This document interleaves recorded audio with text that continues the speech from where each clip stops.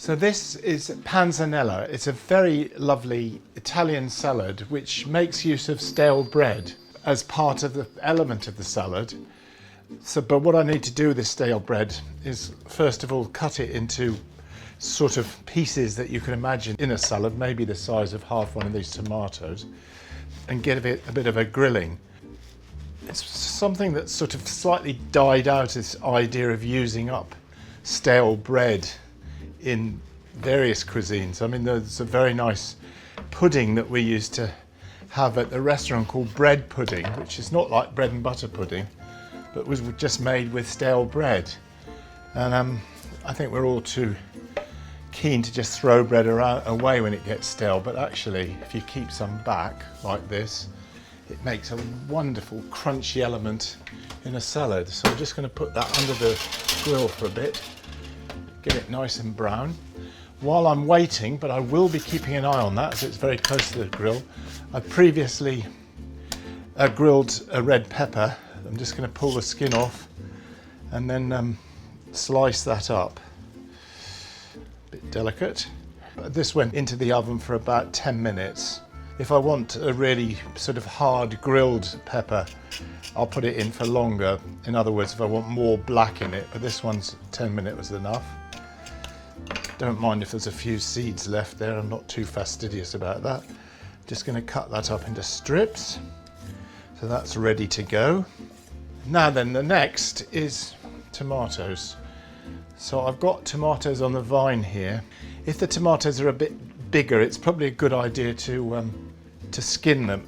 But as they're only little tomatoes like this, I'm just going to put them into the salad whole. But I'm going to cut them up because I want to get the juice out of the tomatoes to put into the dressing, and that's a really important point in this panzanella, is the juice of the tomatoes goes into the dressing. It's sort of one of those dishes that when you taste it you just say, how good is this?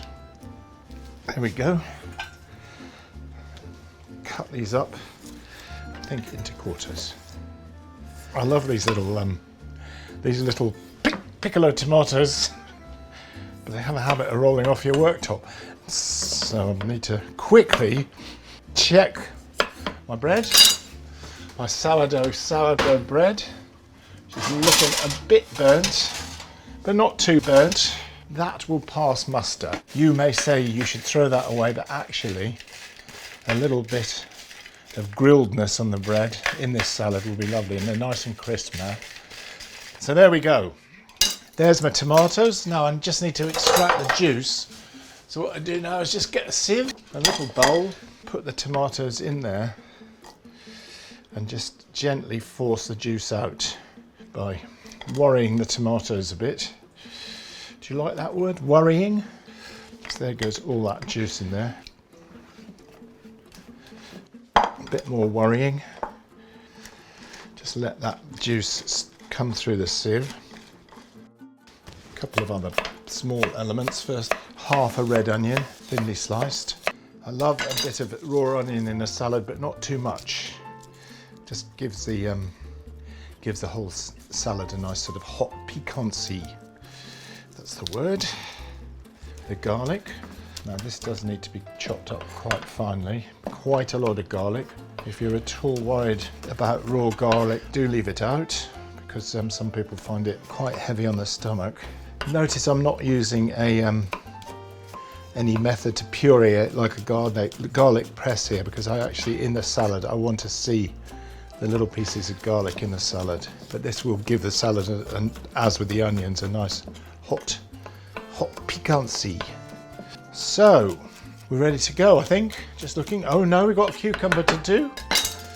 Just going to peel the cucumber, and this is a good tip if you're using cucumber in a salad. Take the seeds out. It just tightens the whole salad up. There's too much liquid in the seeds, around the seeds. You don't want an element in there that's going to actually dilute the dressing. So just take the seeds out of the cucumber with a teaspoon like that. Note that I haven't done a very good job of peeling the cucumbers. In fact, I never do a very good job of peeling anything on the whole, but I don't mind, because I just think It's like if you're peeling potatoes, new potatoes, if you want them peeled, I think it just adds to the sort of look of things if there's a slightly sort of mottled effect, in this case with the green skin and the pale green skin. Yes, now then, let's have a look at, there's my tomato juice. So I'll just make up a dressing with 2 or 3 tablespoons of olive oil and about a teaspoon of vinegar, and then some salt, about half a teaspoon of salt, and a judicious amount of black pepper. Now for a taste.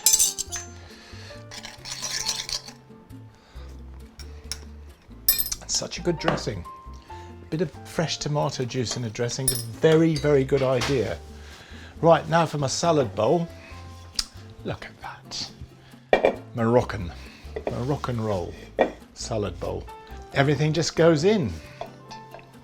Tomatoes, cucumbers, garlic, the onions,